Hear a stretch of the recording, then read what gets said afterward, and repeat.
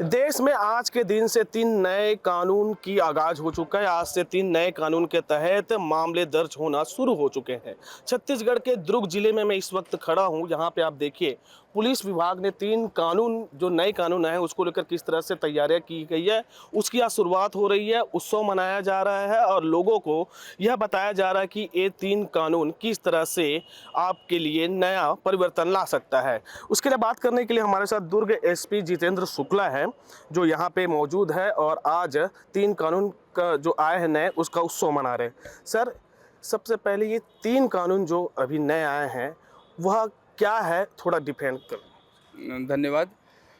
भारत सरकार ने करीब 5 साल लगकर जो पुराने 3 आपराधिक कानून थे, आईपीसी, सीआरपीसी और इंडियन एविडेंस एक्ट, उसमें जो आवश्यक संशोधन चाहिए थे, जो उनकी पुरातनशीलता के कारण उसमें जो ठहराव था, जो नवीन इन्वायरमेंट, नवीन सिचुएशन, नए तरीके के कारण जो आवश्यकता थी, उन सबको समझते हुए नए आपराधिक कानून बनाए, जो लास्ट ईयर सितंबर अक्टूबर में आ गए थे। बट उनको लागू करने के लिए जो भारत सरकार ने डेट निर्धारित की थी वो 1 जुलाई 2024 बताया था कि तब से लागू होंगे।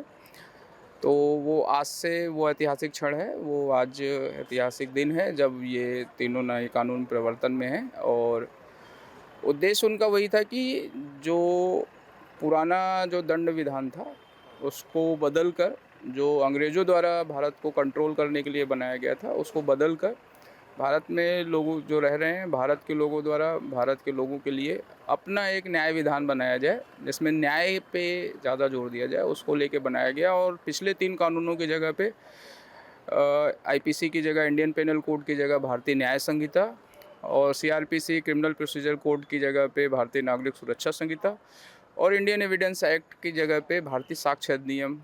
नाम से ही मतलब उसमें भारतीयता और वो सब जो पुट लाना चाहिए था वो भारत सरकार ने प्रयास किया है।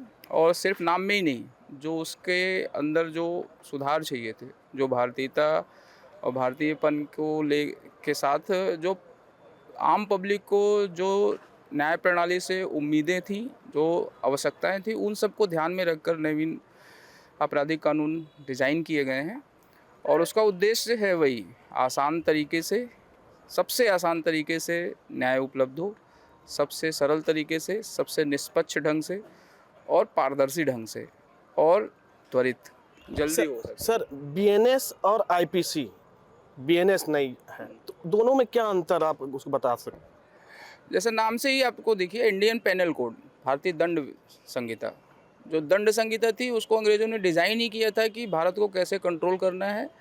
भारत के लोग जो उनके शासन में बाधा पहुंचा सकते थे, उनके शासन को किसी भी तरीके से क्षति पहुंचा सकते थे, उसको बदल के भारतीय न्याय संहिता लाई गई। क्योंकि अब भारत के लोग हैं, उनको तो कंट्रोल करने की ज़रूरत नहीं है, स्वतंत्र देश है, देश के लोग अपने हैं, उनको न्याय चाहिए, उनको दंड विधान से कंट्रोल नहीं किया, उनको न्याय विधान से कंट्रोल किया जाना चाहिए, जो एक अच्छे शासन प्रणाली का पहचान होती है। आप उदाहरण देख लीजिए, पहले जो आईपीसी थी उसमें राजद्रोह था। राजद्रोह शब्द ही मतलब लोकतंत्र में संभव ही नहीं है।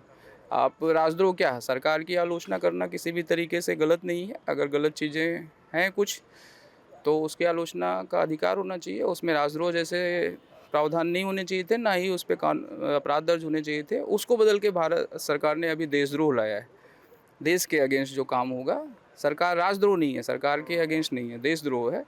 देश के अगेंस्ट आतंकवादी घटनाएं, बड़ी ऐसी घटनाएं जिससे देश को क्षति पहुंचे, देश की सुरक्षा शांति व्यवस्था को क्षति पहुंचे, वो देशद्रोह में लाए गए हैं। तो ऐसे बहुत सारे छोटे छोटे से लेके बड़े बड़े चेंजेस इस विधान में किए गए हैं, और उनका उद्देश्य वही है कि सबको न्याय मिल सके।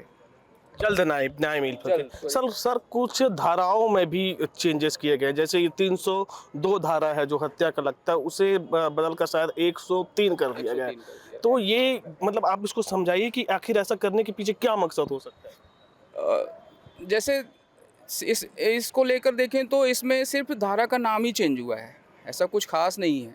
मतलब इसको बोलें तो एक तरीके से कुछ भी चेंज नहीं हुआ है, सिर्फ धारा का क्रम चेंज हुआ है।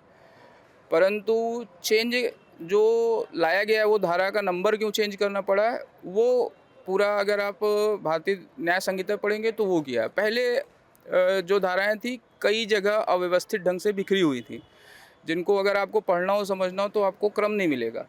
अभी भारतीय न्याय संहिता को एक क्रमवार डिज़ाइन किया गया। पहले डिफिनीशन, परिभाषाएं, उसके बाद अपवाद, उसके बाद फिर शरीर विरुद्ध अपराध, पहले महिलाओं विरुद्ध अपराध, बच्चों विरुद्ध अपराध, फिर शरीर विरुद्ध अपराध, फिर उसके बाद संपत्ति विरुद्ध अपराध। तो ऐसे उसको एक ऑर्डर में व्यवस्थित किया गया है, क्रोनोलॉजिकल ऑर्डर में, अल्फ़ाबेटिकल ऑर्डर में।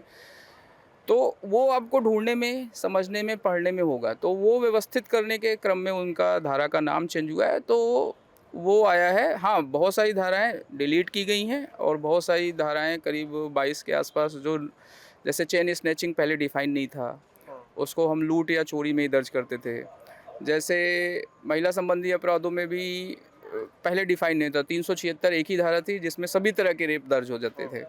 तो अभी उसको डिफाइन करके अलग अलग धाराएं बना दी गई हैं, तो उससे पुलिस को भी आसानी होगी, पब्लिक को भी आसानी होगी और क्राइम को हैंडल करने में थोड़ा सहजता होगी। सर, जो 3 अभी नए कानून आए हैं, जो रहे हैं, उसे अगर आसान भाषाओं में आप समझा सकते हैं आम जनता को, तो उसको समझा दीजिए ताकि वो समझ जाए। आसान शब्दों में बस इतना ही समझने की ज़रूरत है कि किसी भी चीज़ को चलाने के लिए कानून चाहिए होता है। किसी भी व्यवस्था को रन करने के लिए उसके बेस में जो आधार होता है वो कानून होता है। तो इन जनरल पब्लिक को ये समझना चाहिए कि जो थाना चल रहा है, जो पुलिस व्यवस्था चल रही है, वो 3 कानूनों पे निर्भर थी। पहले उन्हीं को बदल के नए 3 कानून लाए गए हैं। थाने में जो अपराध दर्ज होने हैं वो भारतीय दंड संहिता से दर्ज होने हैं। थाने में अपराध दर्ज होने के बाद जो कार्रवाइयाँ होनी है वो भारतीय नागरिक सुरक्षा संहिता से होनी है। मतलब ये समझिए कि एफआईआर कैसे दर्ज होगा, स्टेटमेंट कैसे लिया जाएगा, स्टेटमेंट की प्रोसेस क्या होगी, स्टेटमेंट किन धाराओं में लिया जाएगा, स्टेटमेंट कोर्ट में किस धाराओं में प्रस्तुत किया जाएगा, मेडिकल एग्जामिनेशन किन धाराओं के तहत किया जाएगा, तो वो भारतीय नागरिक सुरक्षा संहिता में है। और जब कोर्ट में हम चार्जशीट प्रस्तुत कर देते हैं पूरा इन्वेस्टिगेशन करके, तो कोर्ट में जो जांच पड़ताल होगी वो साक्ष्य अधिनियम से होगी। आप क्या एविडेंस रखें, किन धाराओं के तहत एविडेंस कोर्ट परमिट करेगी, किन धाराओं के तहत एविडेंस परमिट नहीं है, कौन से तरीके होंगे साक्ष्य रखने के, वो सबका डिस्क्रिप्शन साक्ष्य अधिनियम में है।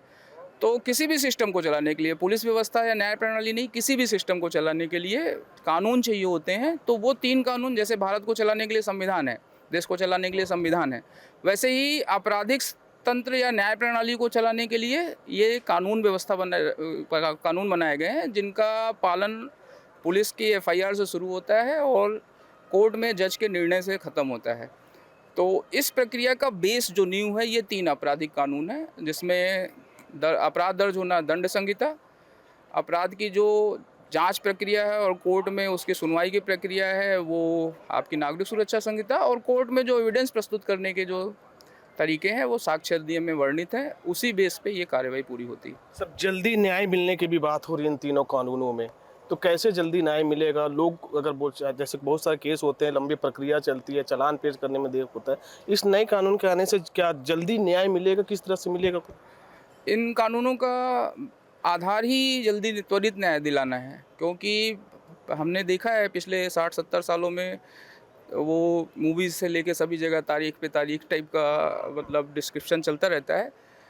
ये पहली बार है कि जब इन कानूनों में सभी के लिए टाइम लिमिट निर्धारित की गई है। पुलिस के लिए तो पहले से ही दुनिया भर के कानून बीच बीच में आए, सुप्रीम कोर्ट के बहुत सारे नियम निर्देश आए, जिसके कारण पुलिस के लिए बाउंडेशंस हो गई थी कि 60 दिन में चालान लगाना है, 90 दिन में चालान लगाना है, इतने दिन में आपको प्रस्तुति करना है। जिम्मेदारियां हमारी तय की गई थी, लेकिन बाकी जगहों पे जिम्मेदारियां तय नहीं की थी। जैसे डॉक्टर के लिए जिम्मेदारी नहीं तय की थी कि वो एग्जामिनेशन करके कितने दिन में हमको रिपोर्ट देगा, तो वो रिपोर्ट की पेंडेंसी बढ़ती चली जाती थी। पीएम रिपोर्ट 2-2, ढाई-ढाई महीने लेट मिलती थी। तो अभी वो निर्धारित हो गया है कि 7 दिन में नॉर्मल एमएलसी और 15 दिन में कोई भी आपको मेडिकल डॉक्यूमेंट पूरा करके देना ही पड़ेगा। सेम इसी तरह से कोर्ट में भी सुनवाई के लिए भी टाइम लिमिट, गवाही के लिए टाइम लिमिट, गवाह प्रस्तुत करने के लिए टाइम लिमिट, सुनवाई के लिए टाइम लिमिट, डिसीजन देने के लिए टाइम लिमिट, सब कुछ फिक्स कर दिया है।